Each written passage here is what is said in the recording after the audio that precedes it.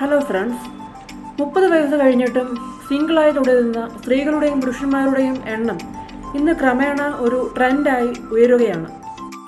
മാറി വരുന്ന സമൂഹവും വ്യക്തി സ്വാതന്ത്ര്യവും പ്രയോറിറ്റീസുമെല്ലാമാണ് ഇതിന് കാരണം. ഈ ഒരു ട്രെൻഡിൻ്റെ കാരണം എന്താണ്, ഇതിൻ്റെ അഡ്വാൻറ്റേജസും ഡിസഡ്വാൻറ്റേജസും എന്താണ് തുടങ്ങിയ കാര്യങ്ങളെക്കുറിച്ച് നമുക്കിന്ന് ഒന്ന് കണ്ടു നോക്കാം. Why are more people staying single after 30? Career prioritization ഇതിന് ഒരു മുഖ്യ കാരണമാണ്. കൂടുതൽ ആളുകളും ഒരു സ്റ്റേബിൾ കരിയറിനും ഫിനാൻഷ്യൽ ഇൻഡിപെൻഡൻസിനുമൊക്കെ ഇമ്പോർട്ടൻസ് കൊടുക്കുന്നുണ്ട്.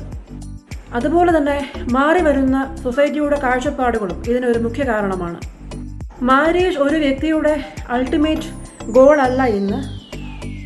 പേഴ്സണൽ ഗ്രോത്തിനും ഫ്രീഡത്തിനുമാണ് ഇന്ന് പ്രാധാന്യം കൊടുക്കുന്നത്. ഇങ്ങനെ സിംഗിളായി തുടരുന്നത് വ്യക്തിപരമായ പല ഇൻട്രസ്റ്റുകളും അതുപോലെ തന്നെ ട്രാവലിങ്ങും ഒക്കെ എക്സ്പ്ലോർ ചെയ്യാൻ അവരെ സഹായിക്കും.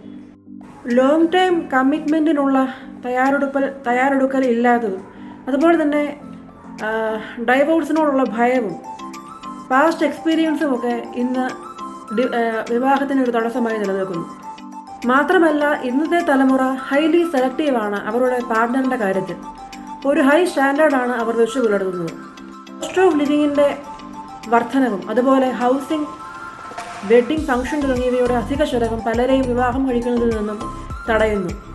ഇനി ഇങ്ങനെ അവിവാഹിതരായി തുടരുന്നതിൻ്റെ അഡ്വാൻറ്റേജസ് എന്തൊക്കെയാണെന്ന് നമുക്കൊന്ന് കണ്ടു നോക്കാം. ഒന്നാമത്തേത് freedom and independence. Time, money, decisions തുടങ്ങിയവയിൽ അവർക്ക് കംപ്ലീറ്റ് കൺട്രോൾ ഉണ്ട്. പിന്നെ personal growth, career, hobby, ambitions തുടങ്ങിയവയിൽ കൂടുതൽ ശ്രദ്ധ കൊടുക്കുവാൻ അവർക്ക് സാധിക്കുന്നുണ്ട്. പിന്നെ റെസ്പോൺസിബിലിറ്റീസ് കുറവാണ്. കൂടുതൽ മെച്യൂരിറ്റി ഉണ്ടാകുമ്പോൾ കൂടുതൽ തോട്ട്ഫുള്ളായുള്ള ഡിസിഷൻസ് ഉണ്ടാക്കാനായിട്ട് അവർക്ക് സാധിക്കുന്നുണ്ട്. കൂടുതൽ ട്രാവൽ എക്സ്പീരിയൻസസും കൂടുതൽ ആളുകളെ കണ്ടുമുട്ടാനും അതുപോലെ തന്നെ ജീവിതത്തിൽ പലതരം കാര്യങ്ങൾ എക്സ്പീരിമെൻറ്റ് ചെയ്യാനുമൊക്കെയുള്ള സാധ്യത അവർക്ക് കൂടുതലാണ്. അതുപോലെ തന്നെ ഫിസിക്കൽ, മെൻ്റൽ ആൻഡ് ഇമോഷണൽ വെൽബീയിങ്ങിന് കൂടുതൽ ടൈം സ്പെൻഡ് ചെയ്യാൻ അവർക്ക് സാധിക്കുന്നു. ഇനി എന്താണ് ഇങ്ങനെ വിവാഹം കഴിക്കാതിരിക്കുന്നതിൻ്റെ ഡിസഡ്വാൻറ്റേജസ് എന്ന് ഒന്ന് കണ്ടു നോക്കാം. പലപ്പോഴും ഇവർക്ക് ലോൺലിനെസ് അനുഭവപ്പെടാം. ഒരു ലൈഫ് പാർട്ട്ണറിനോടുള്ള ഇമോഷണൽ ഇൻറ്റിമസിയും അതുപോലെ തന്നെ കമ്പാനിയൻഷിപ്പും ഒക്കെ ഇവർക്ക് നഷ്ടമാകാം. സ്ത്രീകളിൽ പ്രായമാകുമ്പോഴുള്ള ഫെർട്ടിലിറ്റി റിലേറ്റഡ് ഇഷ്യൂസ് ഉണ്ടാവാം. ഫിനാൻസസ് മാനേജ് ചെയ്യാൻ ഡിഫിക്കൽട്ടീസ് അനുഭവപ്പെടാം. അതുപോലെ തന്നെ വാർദ്ധക്യത്തിൽ ഒരു സപ്പോർട്ട് സിസ്റ്റം ഇല്ലാതാവാനും ഇത് കാരണമാകും.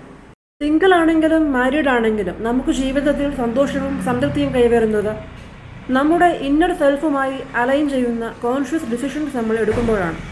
Marriage doesn't always determine happiness. നമ്മുടെ കോർ വാല്യൂസും അതുപോലെ തന്നെ ഗോൾസും ഭാവിയെക്കുറിച്ചുള്ള വിഷനുമൊക്കെ നന്നായി അനലൈസ് ചെയ്ത് വിവാഹം വേണോ വേണ്ടയോ എന്ന തീരുമാനം നമുക്കെടുക്കാം. നന്ദി.